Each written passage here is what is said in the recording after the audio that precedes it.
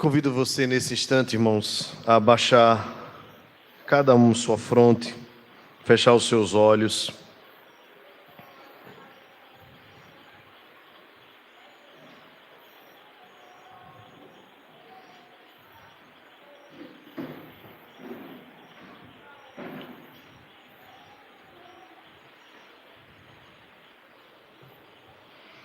Senhor nosso Deus, te agradecemos, Pai, pelo privilégio que Tu nos concedeste mais uma vez de prestarmos este culto a Ti até agora, podermos entoar louvores, orarmos e entregar a Ti as nossas ofertas, não apenas em recursos, mas acima de tudo do nosso coração. O que nós te pedimos agora, Senhor, é que nesse instante Tu fales ao nosso coração, pois nós carecemos de ouvir a Tua voz. Dá-nos graça, em nome de Jesus. Amém. Vamos abrir as nossas Bíblias, queridos, no Evangelho de João, no capítulo 6.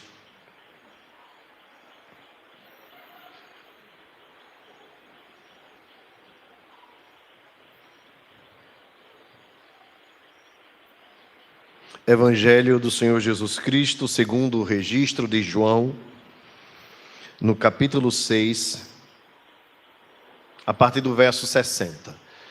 Se você observar, aí é um capítulo bem grande, este capítulo 6.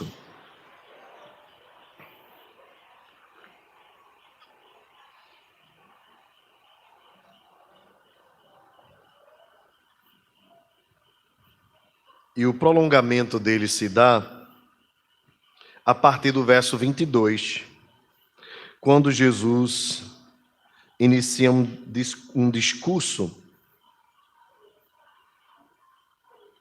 e a multidão, ou pelo menos boa parte dela, se escandaliza com o discurso de Jesus. O discurso de Jesus é que ele é o pão que desceu do céu. O que para nós hoje é tão claro, de perceber à luz da Escritura, claro, e acima de tudo com a iluminação do Espírito Santo, para os judeus daquela época era escândalo, visto que eles tinham uma expectativa num Messias semelhante a Davi, que pudesse desembainhar uma espada e assim promover, quem sabe, uma revolução, libertando finalmente Israel do poderio e da exploração dos romanos. Eles queriam então um Deus, um Messias, segundo as suas próprias expectativas. Então, eles confrontam Jesus, dizendo: o que é que tu farás para que nós venhamos a crer que tu és o Cristo, o enviado de Deus? No passado, um grande profeta se levantou, e tu te dizes que és profeta de Deus, e ele fez cair pão do céu. Jesus então os repreende, dizendo que não foi Moisés quem fez descer pão do céu, mas que ele é o pão vivo que desceu do céu. E isso traz uma ira enorme aos judeus. Ele disse: eu sou o pão da vida. O que vem a mim jamais terá fome, e o que crê em mim jamais terá sede. Este é o pão que desceu do céu, no verso 50, para que todo o que dele comer não pereça. Eu sou o pão vivo que desceu do céu. Acompanhe comigo então agora o desfecho desta conversa e o que é que isso tem de aplicação para nós, prática nos nossos dias. Diz assim a partir do verso 60, a palavra do Senhor. Muitos dos seus discípulos, tendo ouvido tais palavras, disseram: duro é este discurso. Quem o pode ouvir? Mas Jesus, sabendo por si mesmo que eles murmuravam a respeito de suas palavras, interpelou-os: isto vos escandaliza? Que será, pois, se virdes o Filho do Homem subir para o lugar onde primeiro estava? O Espírito é o que vivifica, a carne para nada aproveita. As palavras que eu vos tenho dito são espírito e são vida. Contudo, há descrentes entre vós. Pois Jesus sabia desde o princípio quais eram os que não criam e quem o havia de trair. E prosseguiu: por causa disto é que vos tenho dito: ninguém poderá vir a mim, se pelo Pai não lhe for concedido. À vista disso, muitos dos seus discípulos o abandonaram e já não andavam com ele. Então perguntou Jesus aos 12: porventura quereis também vós outros retirar-vos? Respondeu-lhe Simão Pedro: Senhor, para quem iremos? Tu tens as palavras de vida eterna, e nós temos crido e conhecido que tu és o Santo de Deus. Replicou-lhe Jesus: não vos escolhi eu em número de 12? Contudo, um de vós é diabo. Referia-se ele a Judas, filho de Simão Iscariotes, porque era quem estava para traí-lo, sendo um dos 12. Amém. Meus irmãos, até aqui a leitura nesta noite. 2000 anos depois que esse texto, quase 2000 anos depois, né, que esse texto foi falado pelo Senhor, este discurso foi dado pelo Senhor Jesus, ele continua ainda escandalizando muitos corações. Esse é o escândalo no bom sentido. E eu digo no bom sentido porque, para aqueles que são eleitos de Deus, este discurso é discurso de paz, vida e bem. Porém, para aqueles que não são eleitos por Deus e que pelo Pai não foram trazidos à luz, este discurso continua escandalizando. Primeiro porque estes, assim como muitos dos fariseus, não entendem a necessidade de salvação. Talvez essa seja, irmãos, uma das maiores lutas na apresentação do Evangelho nos nossos dias. Vivemos dias em que o existencialismo floresce cada vez mais, em que o homem se torna o centro, de tal sorte que, para muitas pessoas, é difícil compreenderem-se pecadoras. As pessoas acreditam que são boas por si sós e que têm em si mesmas algo que possa oferecer a Deus, como se não dependesse dele para tudo. Acreditam muitos que o seu bom comportamento, o fato de serem bons pais de família, ou bons filhos, ou serem pagadores de impostos, o que civilmente é muito bom, porém espiritualmente não é capaz de promover salvação e nem reconhecimento da enfermidade. E por conta destas coisas, que muitas vezes camuflam o verdadeiro estado natural do homem, aquele que Calvino chamou de depravação total, mas que não veio dele mesmo. O próprio Agostinho levantava essa ideia da natureza humana, do pecado original, que está muito clara nas Escrituras, desde o Antigo Testamento até o Novo Testamento, a impossibilidade do homem de vir a Deus por si só, visto que ele está morto em delitos e pecados. Ele não está cochilando, ele não está desacordado, ele está morto. Sem essa compreensão da situação desgraçada em que o homem natural vive, é impossível apresentar-lhe a graça do Evangelho de Jesus Cristo. É impossível. Se não for, irmãos, pelo Evangelho, se não for a luz do Evangelho que derruba o homem para depois levantá-lo, ninguém é capaz de estar de pé de maneira correta. Portanto, o Evangelho primeiro nos apresenta essa necessidade. Os fariseus tinham muita dificuldade com isso. E a expectativa que eles tinham deste rei messiânico, valente, deste rei poderoso, deste rei revolucionário, fazia com que eles esquecessem aquilo que Jesus sempre pronunciou: o meu reino não é deste mundo. Ele não veio para libertar Israel do Império Romano, mas ele veio para libertar o coração do homem da escravidão do pecado, do poder do diabo e do poder da morte.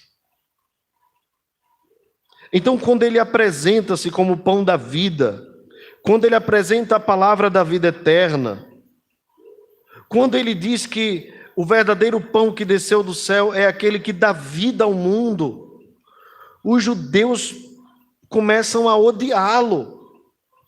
E o seu discurso começa a ficar muito duro, difícil de digerir, difícil de aceitar. Jesus diz então: a minha carne é a verdadeira comida e o meu sangue é a verdadeira bebida. Quem comer a minha carne e beber o meu sangue permanece em mim e eu nele. Porém, muitos dos seus discípulos, aqui quando você observa o verso 60, você deve entender que havia um corpo maior de discípulos. Não eram apenas os 12 aqui. Os 12 nós vamos ver um pouco mais para frente no texto. Mas aqui se referia àquele grupo maior, que alguns gostam de chamar de congregação, né? Além dos 12, aqueles que estavam perto. Depois desse discurso, o texto diz que muitos pronunciaram a seguinte frase: duro é este discurso, quem o pode ouvir? Observe então, irmãos, que naturalmente, e Jesus vai nos dizer a razão disso, já nos diz, né, no verso 37, se você observar, manter sua Bíblia aberta, você vai perceber, Jesus disse que a dificuldade deles de entender é porque eles não foram dados pelo Pai. É o Pai que precisa apresentar, é o Pai quem elege, é o Espírito que, por meio da fé, faz com que os eleitos creiam. Então Jesus não se escandaliza pelo fato deles mesmo terem ouvido esse discurso, conhecedores da antiga aliança, não crerem. Jesus não se escandaliza, porque Jesus sabia da necessidade de uma operação sobrenatural de Deus, o Pai, para que assim eles pudessem crer. Então o verso 61 nos diz: Jesus, sabendo por si mesmo que eles murmuravam a respeito das suas palavras, interpelou-os: isso vos escandaliza? E ainda disse mais: se vocês estão escandalizados por me ouvirem dizer que eu sou o pão vivo que desceu do céu, que eu sou o verdadeiro maná, que aquele que crê em mim tem a vida, e que aquele que não comer da minha carne e do meu sangue não tem a vida, mas perecerá para sempre, o que será que vai acontecer quando vocês virem o Filho do Homem, aqui ele se referindo a ele mesmo, subir para o lugar onde primeiro estava? O que Jesus está reafirmando aqui, irmãos? Jesus está reafirmando não apenas que é o enviado por Deus, mas que ele é o próprio Deus que desceu do céu. Que ele é o próprio Deus que veio à terra. E Jesus diz: olha, vocês não me viram antes na minha glória, mas eu garanto a vocês que eu voltarei para a minha glória. Isso então chama o discurso para a sua divindade. Certamente o que promoveu ainda mais escândalo no coração dos judeus. Jesus então afirma: o Espírito é o que vivifica. E aqui, irmãos, certamente há um erro aqui, um equívoco. Certamente aqui Espírito é Espírito com E maiúsculo, ok? E não minúsculo, como está aqui na nossa tradução, pelo menos na minha. É o Espírito Santo quem traz vida ao homem. A carne para nada aproveita. O que Jesus quer dizer com isso? Lembrem que os judeus, eles tinham uma fé baseada na promessa de Deus a Abraão. E essa promessa foi simbolizada com a circuncisão. na carne. Os judeus então acreditavam que a vida eterna lhes era garantida pela circuncisão, pelo sinal, pelo selo no prepúcio do seu órgão genitor.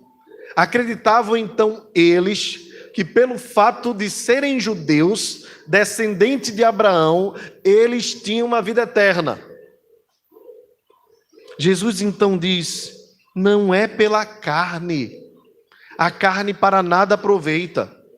E quando Jesus diz isso, ele não está negando Moisés, ele não está negando a lei, ele não está negando o selo que Deus fez com Abraão, a promessa que Deus fez com Abraão. O que Jesus está fazendo, na verdade, é aplicando a realidade correta, de que aquilo era apenas um símbolo, um sinal, um selo, mas que a verdadeira fé, ela acontece no coração. Não é o fato de você ser descendente de judeu que você se torna alguém especial para Deus. Tanto que muitos daqueles que creram, Jesus pronunciou dizendo: este verdadeiramente é filho de Abraão, sendo judeu, e até de fora.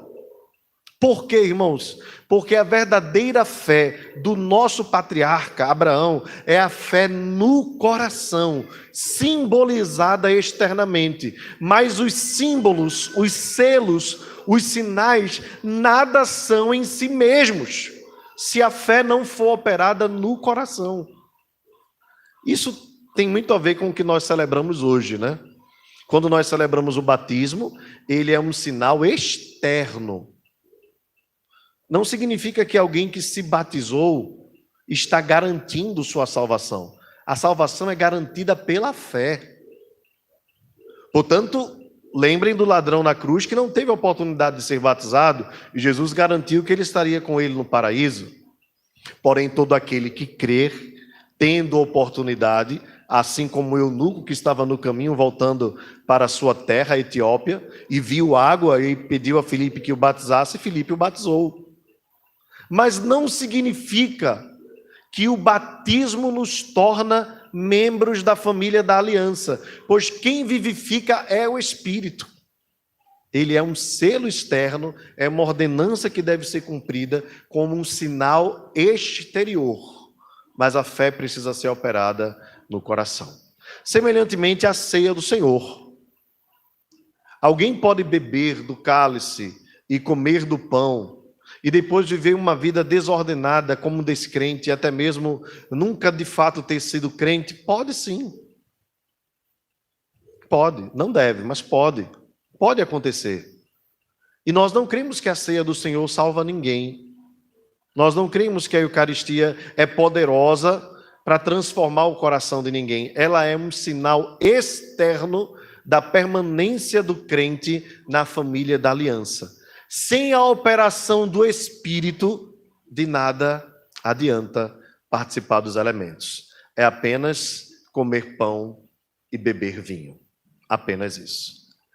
Da mesma forma, irmãos, que todos os sinais, símbolos e sombras do Antigo Testamento não tinham poder em si mesmos. Assim, quando um sacerdote apresentava um sacrifício, alguém levava um animal para ser sacrificado, é lógico que não era o sangue daquele animal poderoso para purificar ninguém. Absolutamente. Mas a fé no coração do adorador, que é operada pelo Espírito Santo, aquele que dá vida ao homem, é que faz então todo o trabalho de que aquela adoração seja aceita. Há um engano enorme dos fariseus aqui. E há um engano enorme também daqueles que praticam essas coisas de forma simplesmente e meramente religiosa. Até mesmo a nossa vinda à igreja, se ela não for de coração, não tem sentido nenhum.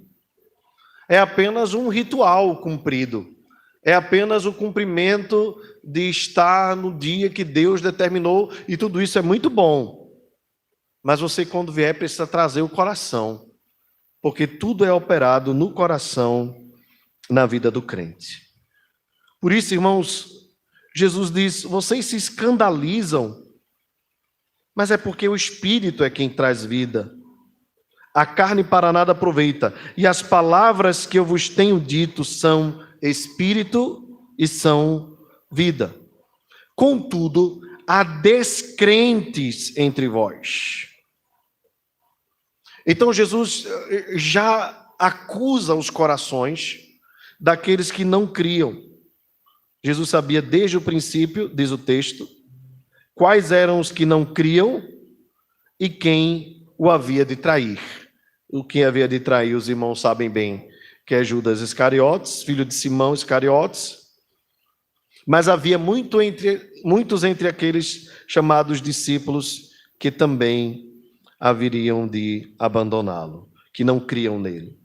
Tanto é que o texto diz que Jesus prosseguiu falando: por causa disto é que vos tenho dito, ninguém poderá vir a mim se pelo Pai não lhe for concedido.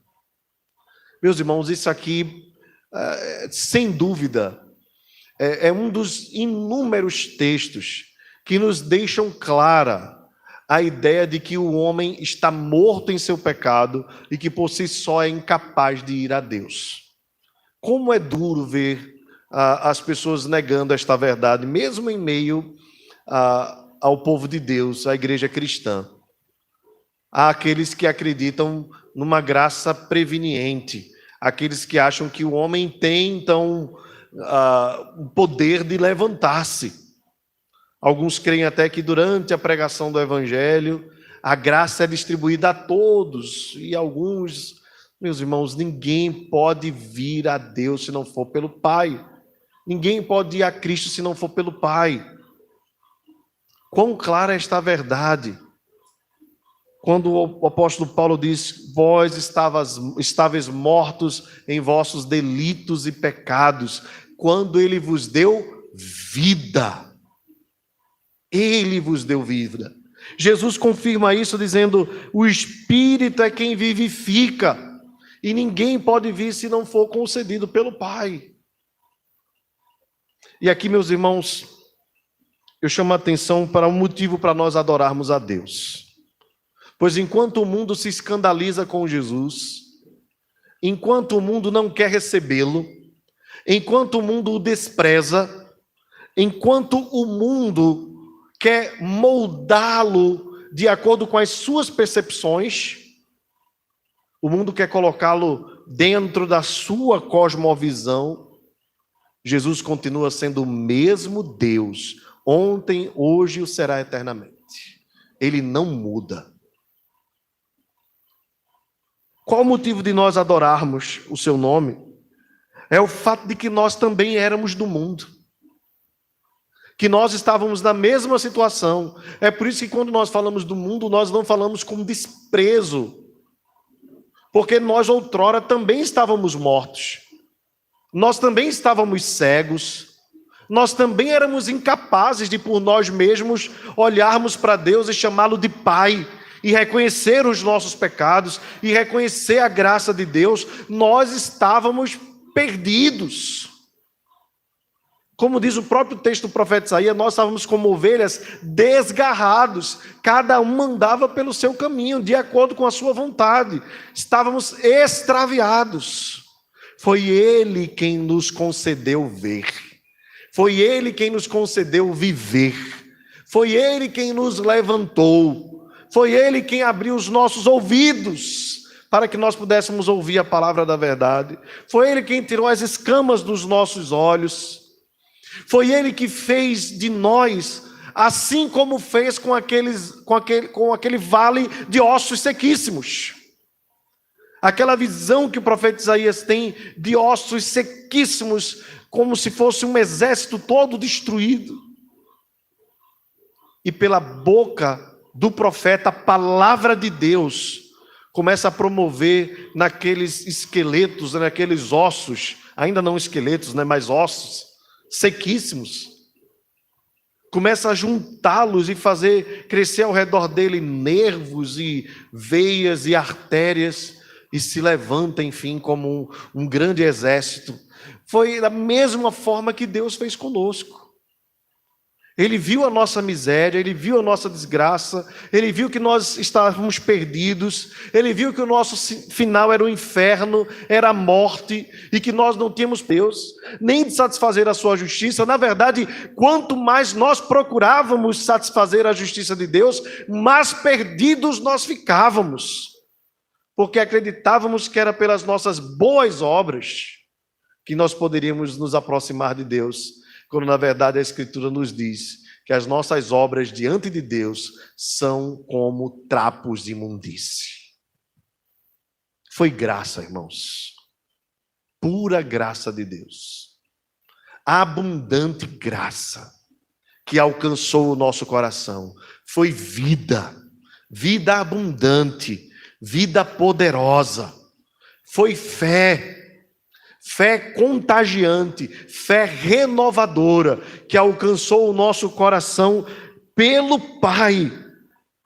E nós conseguimos hoje enxergar quem é Deus, quem nós somos e o tamanho da graça que foi derramada sobre as nossas vidas. Adore a Deus por isso. Agradeça a Deus por isso. Porque não dependeu de você e nem dependeu de mim. Pois se assim fosse, nós continuaríamos perdidos, abandonados à nossa própria miséria.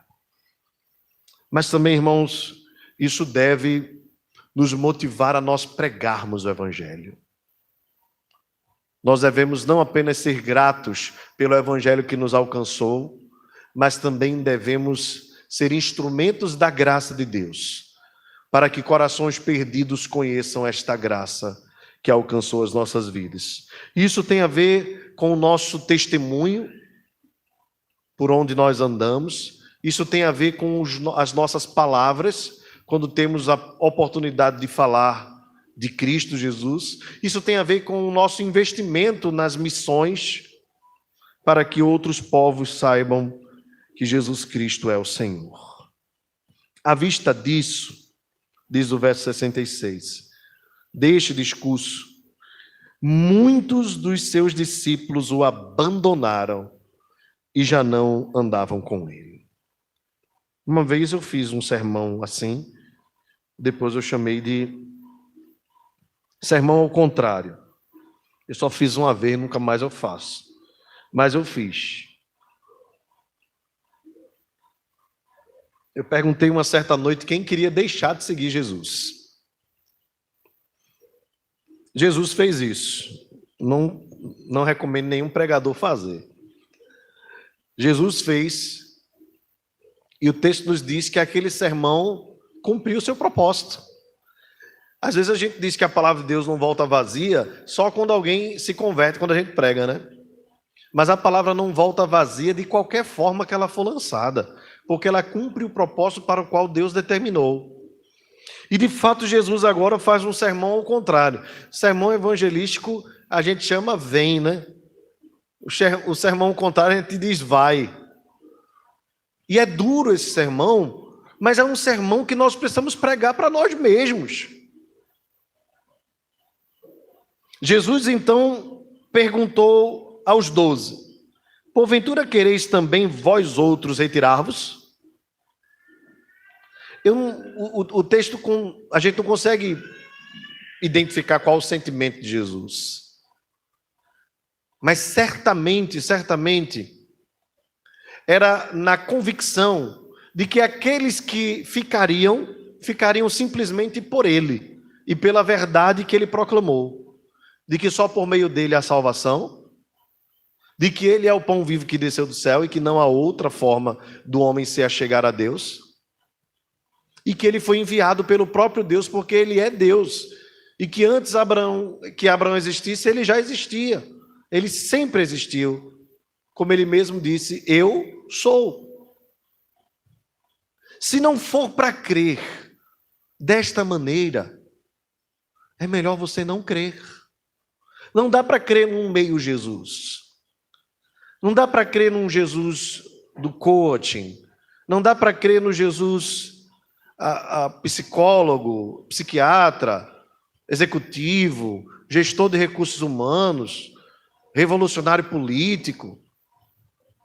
Não dá para crer num Jesus simplesmente que é um espírito iluminado, maior.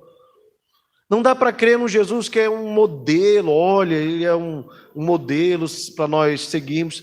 Nós precisamos crer nele como nosso único e suficiente Salvador. Ou você crê inteiramente ou você não crê. É simples. Retire-se. Ou a gente crê no Jesus de verdade, com tudo aquilo que o Evangelho traz, que muitas vezes tem a ver com renunciar os nossos próprios pensamentos e o nosso próprio entendimento, ou a gente não está crendo de verdade. E Jesus convida a nos retirarmos. Jesus convida a nós não tentarmos amoldá-lo ao nosso próprio entendimento. Mas Ele é a verdade. Ele diz, as palavras que eu vos digo são verdade e vida. Então escolha, você prefere verdade e vida ou mentira e morte? Meus irmãos, como eu disse a vocês, eu não recomendo esse sermão, não recomendo. Fiquei com medo de alguém levantar a mão, né, no final dele e dizer assim, eu quero abandoná-lo. Não queria ser responsável por isso. Mas, na verdade, essa responsabilidade eu repasso para cada um de vocês. Inclusive para mim também. A começar de mim. Ou Jesus é o único nas nossas vidas. Ou Jesus é suficiente nas nossas vidas. Ou nós reconhecemos que só precisamos dele, só dependemos dele, que só há ele e que não há outro. Ou você não está crendo no Evangelho. Você está crendo em alguma ilusão que a sua própria mente criou, ou que você acredita ser verdade. Mas a verdade do Evangelho é que somente por Jesus o homem pode ir a Deus. Não é pelas suas obras, não é pela intercessão de seu ninguém, não é por outro mediador, não é pelo seu próprio caráter, não é porque você faz isso ou faz aquilo. Este não é o verdadeiro Evangelho. O verdadeiro Evangelho nos humilha para que nós reconheçamos que pelas nossas forças nós só nos atrapalhamos. Mas pela força do Espírito Santo, que vivifica o coração, nós somos levados à presença de Deus e elevados à posição de filhos. E como filhos, podemos sim clamar, Abba, Pai. Esse sermão escandaliza ainda nos dias de hoje. Nós fizemos um evangelismo agora há pouco, e dentre algumas das abordagens, algumas pessoas ficaram meio chateadas, né? O presbítero Franklin está lá atrás, porque ele disse assim, você acredita que você é bom? E teve um senhor que disse, eu sou bom, e terminou a mensagem lá, e ele dizendo, eu sou bom, e eu sou bom, e eu sou bom. Mesmo admitindo alguns dos pecados que foram levantados pela lei, né, porque a lei nos derruba, ele continuou acreditando que era bom, porque talvez o padrão de bondade dele fosse os outros. E olhe que você precisa ser muito bom para olhar o padrão de bondade dos outros, porque há muita gente que por suas obras poderiam ser consideradas boas. Mas, na verdade, todos nós, até os que se acham bons, até os que socialmente são aplaudidos, até o Prêmio Nobel da Paz, precisa da graça de Deus, porque é um pecador miserável, necessitado da misericórdia do Senhor. Meus irmãos, o verso 68 nos maravilha. Eu sei que Pedro, quando a gente pensa nele, a gente olha logo para a traição, né? Para o abandono, a negação, melhor dizendo. Pedro é um dos meus discípulos preferidos. Confesso que eu sou um apaixonado por Pedro. Eu consigo ter misericórdia de Pedro, né? Porque eu tento me colocar no lugar dele, viver tudo o que ele vivia, o contexto dele, a situação, o seu ímpeto. E às vezes Pedro nos decepciona, tanto decepcionou nos evangelhos, como decepcionou no livro de Atos. Mas Pedro é um homem admirável, porque ele tinha no coração, isso foi plantado pelo próprio Deus, ele tinha no seu coração um ardor, um zelo por Jesus.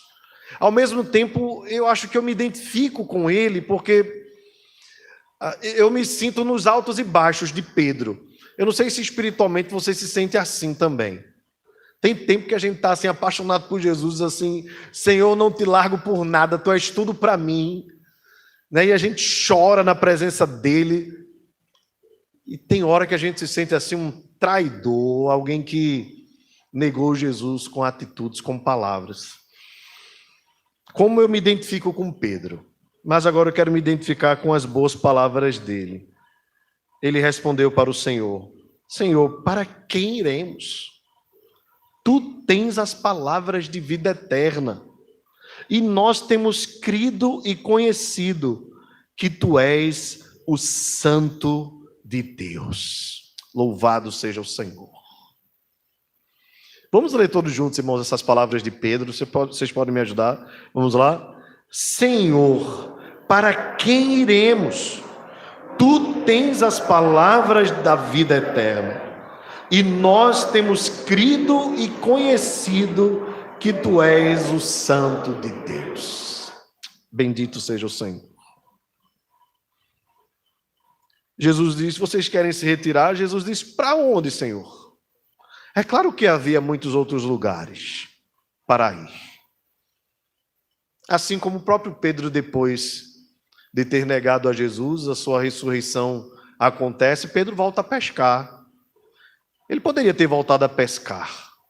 Havia muitos caminhos, mas no fundo do seu coração, pela fé que foi operada pelo Espírito que vivifica, pela revelação que foi dada a Pedro, quando Jesus diz: quem dizes que eu sou? Jesus diz: tu és o Cristo, o Filho do Deus vivo. A fé estava no coração dele. Embora depois o próprio Pedro tenha sido usado para tentar negociar com Jesus a sua não ida para Jerusalém, né? E Jesus diz: não cogitas das coisas de Deus e sim dos homens, né? Arreda Satanás. Foi o próprio Pedro. Mas Pedro reconhecia que não tinha outro caminho, que o único caminho era o caminho de seguir a Jesus. E mais, ele diz: nós temos crido. Observe aqui a construção verbal, né? Pedro fala dele, mas está falando dos demais discípulos. Nós temos crido e conhecido. Em outras palavras, o que Pedro está dizendo é: Senhor, esse tempo todo que nós andamos contigo, para nós já ficou claro que tu és aquele que Deus enviou, o Santo. Meus irmãos, o que essa palavra de Pedro traz para nós como aplicação? Eu creio que deve haver entre nós um reconhecimento sincero, que embora existam muitos caminhos, nenhum caminho a não ser o Senhor é caminho de vida. Por isso a Bíblia diz assim: há caminhos que para o homem parecem bons, mas no final são caminhos de morte. O homem pode fazer planos, mas o Senhor é quem lhe dirige os passos. Há muitos caminhos, e muitos deles são anunciados por aí. Mas só um caminho é capaz de levar o homem à vida eterna. E esse caminho é Jesus. Pedro foi crendo e conhecendo, e reconheceu agora que Jesus é de fato o Santo de Deus. Replicou-lhe Jesus: não vos escolhi eu em número de 12, contudo um de vós é diabo. Diabo aqui, o termo, observe que não está em maiúsculo, né? Não está se referindo a Satanás necessariamente. O termo aqui é adversário, né? O termo original A ideia aqui é um de vocês está no meio de nós, mas é adversário, é do diabo. Referia-se ele a Judas, filho de Simão Iscariotes, porque era quem estava para traí-lo, sendo um dos 12. Aqui, irmãos, o texto termina, né, com essa cena triste, o fato de que um daqueles que estaria no meio, embora não tenha se escandalizado naquele instante, seria depois motivo de tropeço, ele escandalizaria muitos outros. Trocando o Senhor Jesus por 30 moedas, sendo então cumpridor daquilo para o qual ele já foi determinado, que era ser diabo no meio dos 12. Meus irmãos, observem aqui o cenário e os personagens, né, as pessoas no cenário. Os fariseus levantando a discussão, o grupo dos discípulos que se escandaliza e sai, e o grupo dos discípulos dos apóstolos que entre os 12 um trairia, os outros fraquejariam, exceto João, mas depois voltariam. Eu penso, irmãos, que a mensagem do Evangelho, ela precisa continuar sendo a mesma. Ela é inegociável. Nós não devemos abrir mão dela 1 centímetro. A mensagem do Evangelho é clara. Deus se fez carne para nos remir, para pagar a nossa dívida, porque nós estávamos perdidos na desgraça, na morte e no inferno. Aquele que não quiser, aquele que não entender, aquele que não compreender esta verdade não faz parte de nós. Simples. E aquele que quiser vir a Cristo não pode vir pela apresentação de outro evangelho senão esse.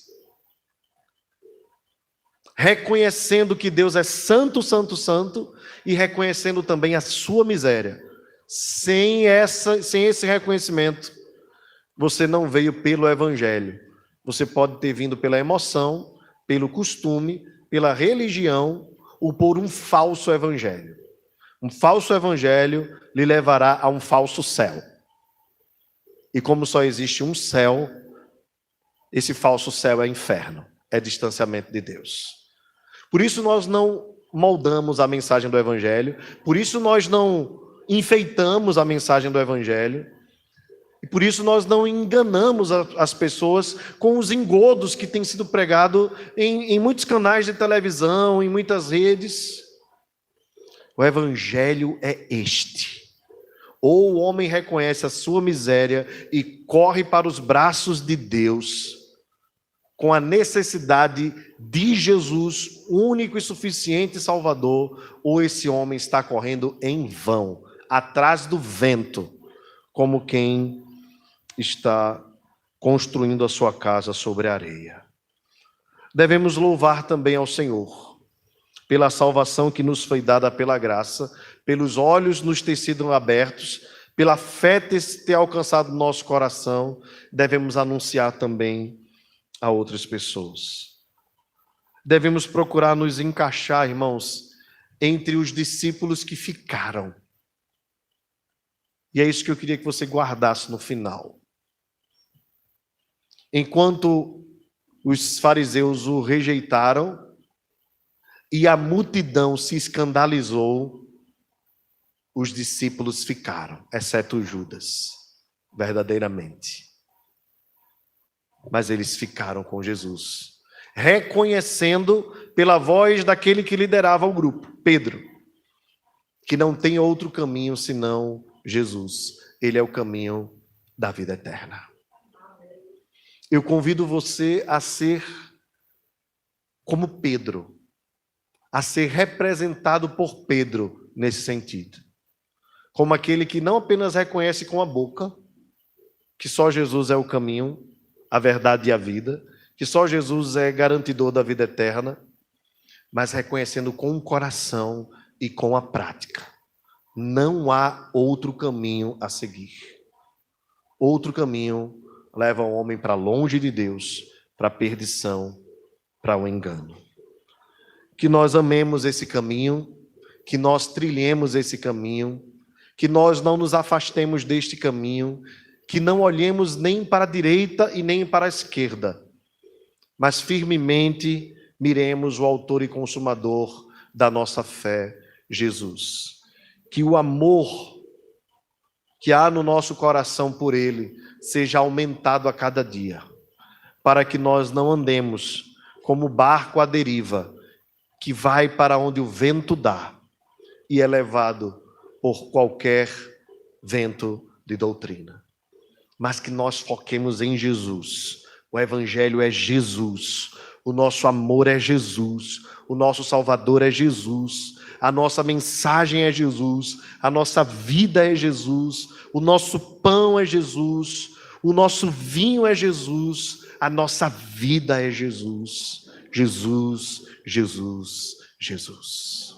Que Ele continue nos abençoando em seu próprio nome. Vamos ficar de pé.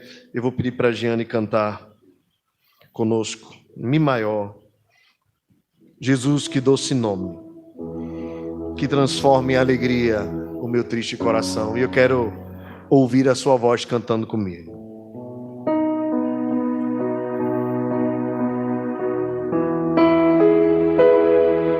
Só de ouvir tua voz e sentir teu amor, só de pronunciar os meus medos se vão, minha dor, meu sofrer, pois de paz tu inundas meu ser. Só de ouvir tua voz, só de ouvir tua voz e sentir teu amor, só de pronunciar o teu nome, os meus medos se vão, minha dor, meu sofrer, pois de paz tu inundas meu ser. Jesus, Jesus,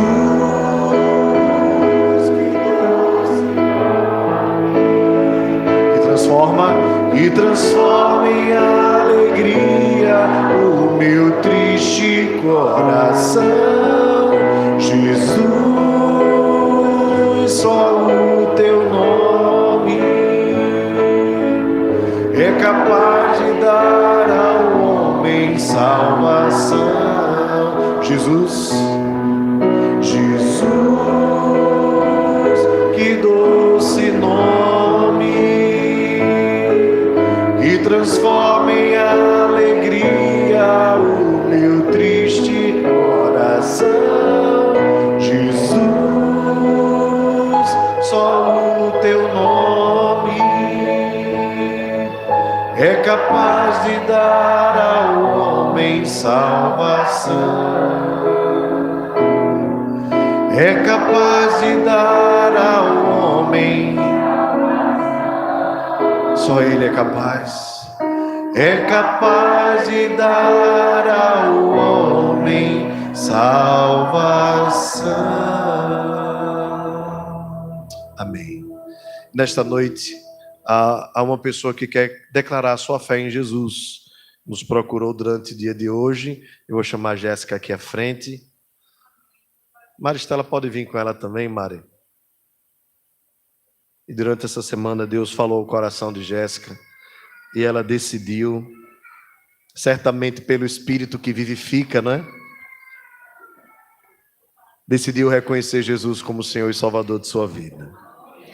E isso é graça de Deus, irmãos. Só Deus pode fazer isso. Vamos orar agradecendo a Ele por isso. Pode vir mais para cá, irmãos. Senhor nosso Deus, nós te damos graça, porque se não for pelo Senhor, ninguém é capaz de vir a ti. Nós te louvamos, Deus, porque foi tu quem trouxeste Jéssica, foi tu quem quebrantaste o seu coração, Na verdade, o Senhor deu a ela um coração novo. E nós te bendizemos porque isso é fruto do teu Espírito Santo. Nós te pedimos, Deus, que este mesmo Espírito vivifique, sustente, santifique, renove, console e encoraje, para que ela possa continuar firme na caminhada. E que ela segure na tua mão. Na verdade, o Senhor é quem a sustentará com a tua mão poderosa. Faz isso, Deus, pela tua graça. Nós te pedimos em nome de Jesus. E que a graça do Senhor Jesus, o amor de Deus, o nosso Pai, e a consolação do Espírito Santo seja sobre nós e conosco permaneça agora e para todos sempre. Amém. Amém.